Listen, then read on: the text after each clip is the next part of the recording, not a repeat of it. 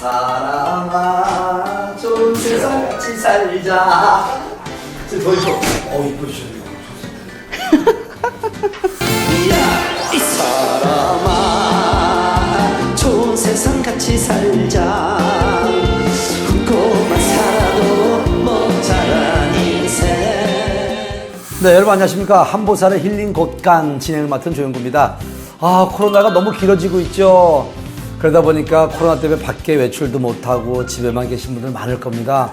그러다 보니까 한보살님 찾아뵙고 좀 답답하고 속상한 마음도 이렇게 상담받고 싶은데 못 오시는 그런 분들도 있고 또 궁금한 것도 많을 겁니다. 그래서 여러분들께서 물어보고 싶은 것, 여러분들이 답답해하던 것을 저 조영구가 대신해서 다 오늘 알려드리도록 하겠습니다.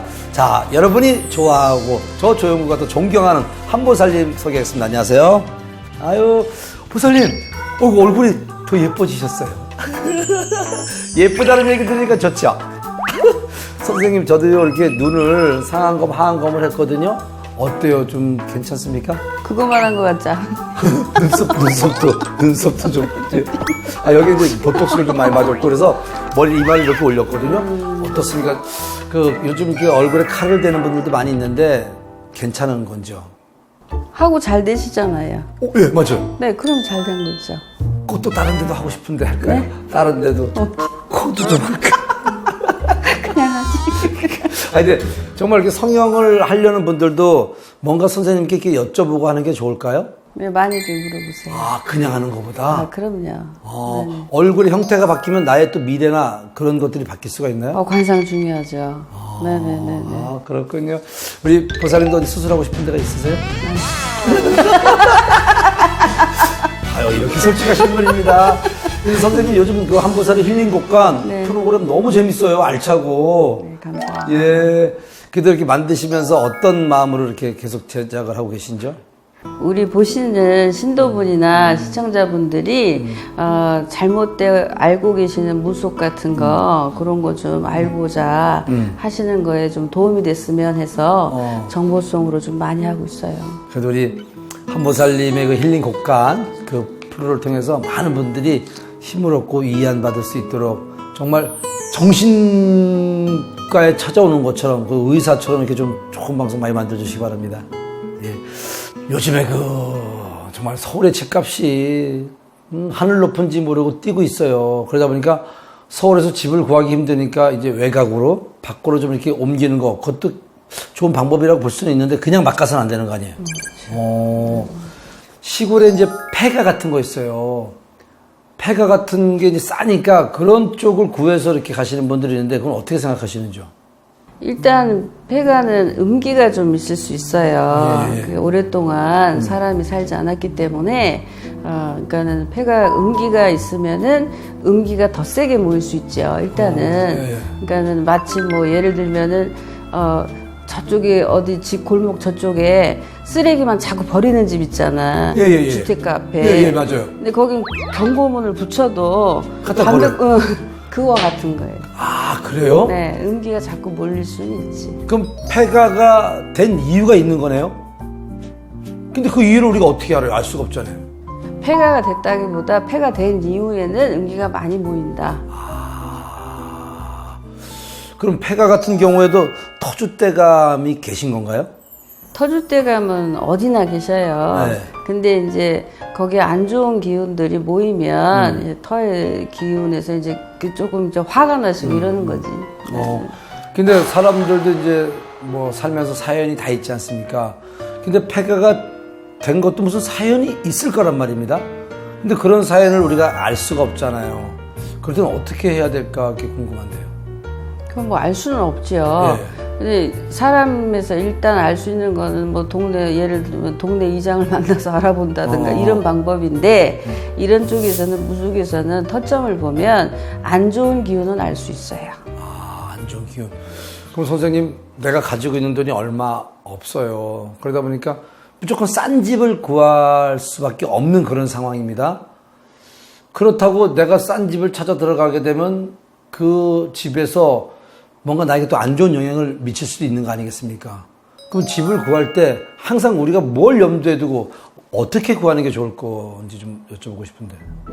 그래서 이제 뭐를 할 때는 그러니까 문서 운이 있나, 그러니까 변동이 있나, 또 그 집과 맞나, 뭐 여러 가지를 봐야 되는 거죠. 그러니까는 어쩔 수 없는 상황일 때는 진짜 뭐 폐가 보다 더한 데도 갈 수도 있잖아요.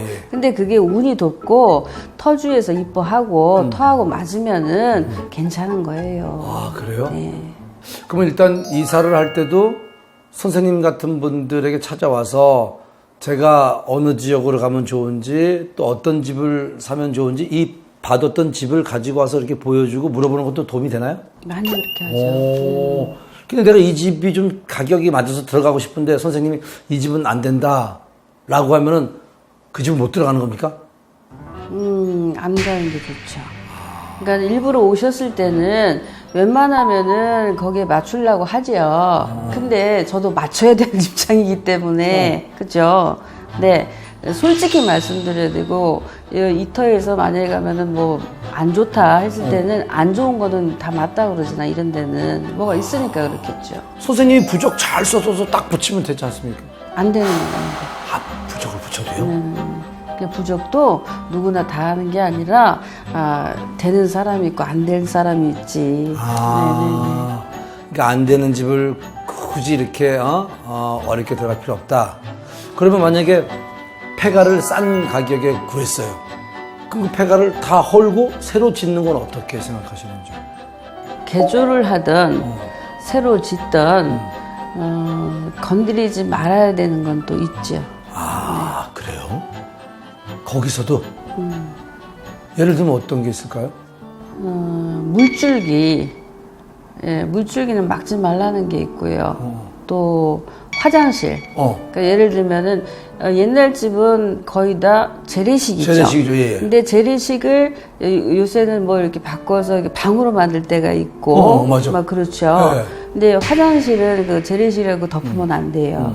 절대 안 돼요. 화장실은 식당인데 거기서 이제 화장실을 덮게 되면은 병이 생길 수 있고 재산이 탕진할 수 있고 돈이 막힐 수 있어서 실제로 재래식 화장실을 아이 방으로 했다가 그냥 멀쩡한 몇 년 안에 암 생기고 막 그럴 수 있어요. 아, 그래요? 아, 그러면 일단 폐가가 된 집을 헐고 다시 짓는다거나 개조할 때 그런 것도 선생님에게 여기는 안방으로 하는 게 좋습니다. 이쪽은 아이 공부방이 좋습니다. 이런 것도 좀 도움을 줄 수 있나요? 우리 상담자분들이 요새는 굉장히 현실적이세요. 네. 한번 오시면은 물어볼 걸 다 물어보시기 때문에 집도 저랑 다 그려서 오셔. 사진에다가. 이게 주소만 달랑 가져오는 게 아니라 다 찍어서 가져오는군요. 막 뭐 이렇게 도면도 갖고 오시고. 네. 그래서 집 짓기 전에 또 도면도 바꾸기도 하고. 그게 사실 그걸 무시하고 아유 그거 뭐 괜찮겠지 이렇게 받아들일 게 아니네요. 터가 제일 무서운 겁니다. 죽은 사람한테는 묘토가 제일 중요하듯이 사는 사람한테는 집터가 제일 중요하죠. 근데 폐가를 그냥 뭐 구입을 해서 그냥 개조를 해서 집을 다시 지었어요. 아무런 준비 없이 그냥 본인이 그냥 했어요. 근데 집을 짓고 나서 자꾸 꿈도 이상한 꿈 꾸고 안 좋은 일이 생기고 그런 일이 생기면 어떻게 해야 되나요? 그게 뭐 전부 다 터의 문제인지 터의 문제인지 사람의 운의 문제인지 또 어떤 뭐 우연에서 나온 건데 사실은 모든 일이 우연에서 나오진 않아요. 그래서 사람이 뭘 잘못해서 그런 건지 근데 그런 걸 보는 것도 점이죠. 근데 요즘 인터넷 보면 그런 때는 뭐 바가지를 이렇게 놓고 바가지를 깨고 들어가라 뭐를 이렇게 해가지고 태워라 뭐 속옷을 뭐 이렇게 태우면 좋다 막 그런 막 글들이 올라오더라고요. 근데 처방도 맞게 해야 되잖아요. 아무거나 해갖고 바가지 깨신다고 됩니까? 그죠? 맞게. 무분별한 주술은 오히려 독이 되죠. 병원에 가서 내가 아픈데 그 정확하게 처방을 내서 그 약을 먹어야 되는데 아프지 않은 다른 부분의 약을 먹으면 안 되듯이.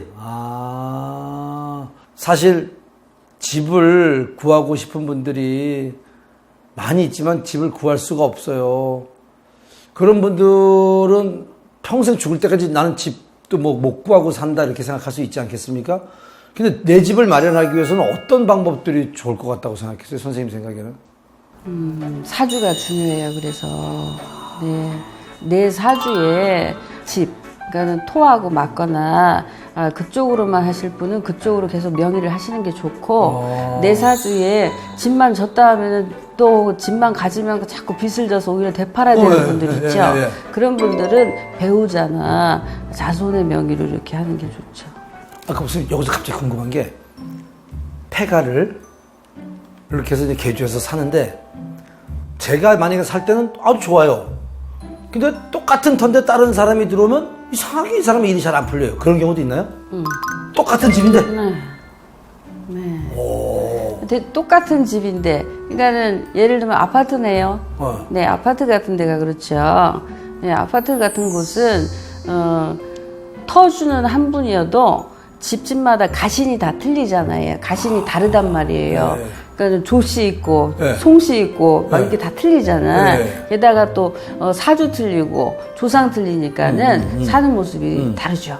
아니 그러면 지금 여기서 선생님께 질문 드리고 싶은 게 누구든지 이사를 하거든요. 그럼 이사를 들어갈 때 우리가 어떻게 준비하는 게 좋은지요? 제일 중요한 거는 이사 날짜. 날짜. 이사 날. 그러니까 그 집과 처음 이렇게 시작하는 날이잖아요. 그러니까 시작이 좋아야 된다 그래서 이사 날이 좀 중요합니다. 근데 제가 이사업체를 하고 있습니다만은 손 없는 날 있잖아요, 선생님. 그런 날에 이사 비용이 비싸요. 그때는 막 사실 선생님들이 손 없는 날 이사하면 좋다 그러니까 그때 다 몰려가지고 이사 견적받기도 힘들고 또 값도 비싸요. 그래도 그렇게 해야 되는 건가요?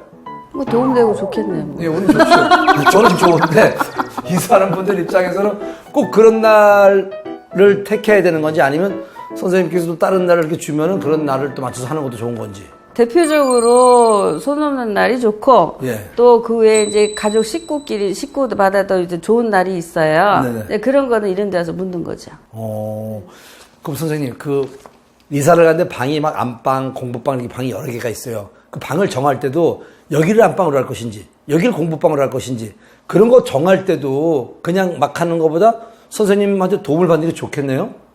대체적으로 큰 방 안방은 부모 방이고, 그러니까는 어떤 집이든 이렇게 좀 그렇게 나와 있잖아요. 공부 애들 방은 애들 방답게 그렇게 앉는 게 좋고, 안방을 자손에 내주고 이러진 말으라 그래요. 왜요? 다 요즘 내줘요, 안방을. 저도 그냥 내줬는데. 요즘 우리 아빠들이 사실 서열이 정말 뭐 아시잖아요. 강아지 다음인 거. 그러니까 강아지 다음이 된 거야. 방을 내주니까. 그래? 그래? 다시 앞방 찾아야 돼요? 그러면 선생님, 우리가 부부가 있고 자식이 둘이 있어요. 그 4명도 태어난 날이 다 다르기 때문에 사주가 다를 수 있지 않습니까? 그러면 같은 집에 살아도 나한테는 잘 맞는 집이고 또 우리 뭐 막내한테는 안 맞을 수도 있고 그런 경우가 있나요? 그럼요. 그게 가신이 다 다르기 때문에 가가 호흡마다 101호마다 가신이 틀려요. 가신이 다르고 그러니까 내 식구가 살아도 조용구 씨는 괜찮은데 그러니까 또 조용구 씨는 좀 안 되는데 아드님은 되게 잘 되고 뭐 이런 게 있을 수 있는 거예요. 저는 이번에 이사를 갔는데 잠도 잘 오고요. 일도 잘 풀리거든요. 근데 우리 아내는 자꾸 뭐가 가위 눌린 것 같다 그러고 자꾸 잠이 많이 오고 뭐 자꾸 몸이 아픈 것 같다 그러거든요. 그럼 어떻게 방을 바꿔줘야 되나요? 아니면 거기다 부적이라도 하나 더 붙여야 되는 건가요? 뭐 공부를 많이 해서 그런 거 아니에요? 스트레스. 저 때문인가요? 없나 보네. 예? 저 때문이에요? 저 때문이고. 아이고, 하여튼 모든 거는 정말 선생님께서 제가 주신 말씀 중에 조영구 씨가 다 내려놓고 사셔야 됩니다. 저는 선생님을 만나면서 너무 큰 지혜를 얻었던 게 왜 조영구 씨가 자꾸 이렇게 기대를 하십니까? 바랍니까? 다 내려놓고 사세요라는 걸 이해를 못했거든요.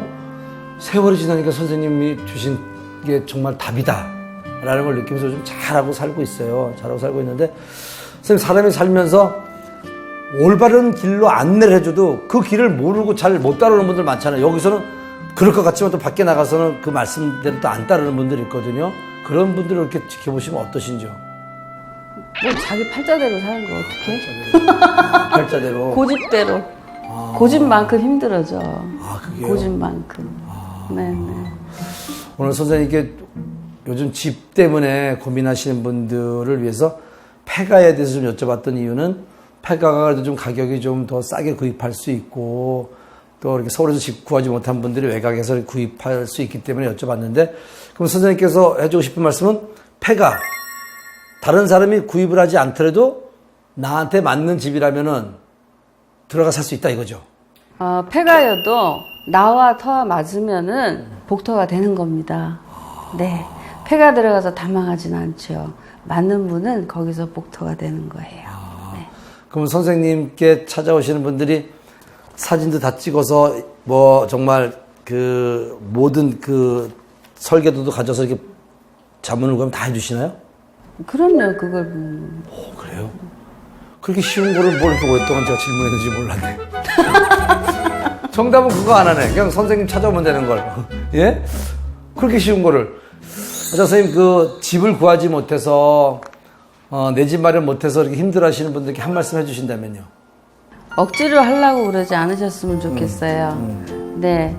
사람 밥그릇대로 있다고 주시면 주실 때가 올 것이고 또 안 되면은 또 이렇게 집이 없으면 사람이 굉장히 조금 이게 나는 뭔가 있고 내 것도 없고 막 이럴 것 같잖아요. 네. 근데 이런 것도 보면은 업보와 연결이 돼 있다고 그래요.